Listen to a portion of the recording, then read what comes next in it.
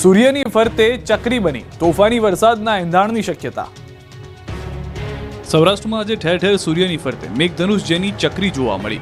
આ જોઈને લોકો ચોંકી ગયા। સૂર્યની ફરતે એક ગોળાકાર આકારનું કુંડાળું રચાયું, જેને કેટલાક લોકોએ પોતાના મોબાઈલ કેમેરામાં કેદ કર્યું। લોકો એકબીજાને સવાલ કરવા લાગ્યા કે આખરે આ શું છે। વૈજ્ઞાનિક ભાષામાં આ ઘટનાને સન હેલો તરીકે ઓળખવામાં આવે છે।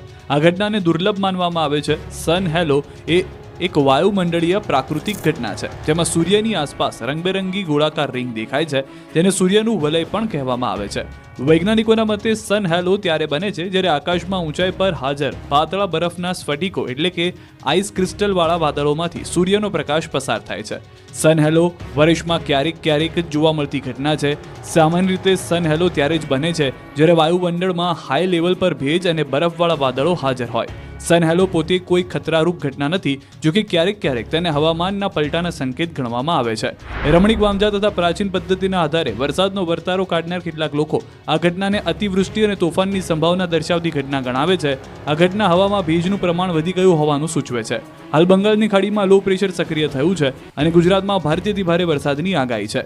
બરાબર એવા સમયે જ આકાશમાં સન હેલો દેખાતા લોકમુખે ભુક્કા બોલાવે એવા વરસાદની ચર્ચા શરૂ થઈ ગઈ છે। કેટલાક ખેડૂતોનું કહેવું છે કે ભૂતકાળમાં પણ આ પ્રકારની ઘટના દેખાયા બાદ અતિશય વરસાદ પડ્યો હતો।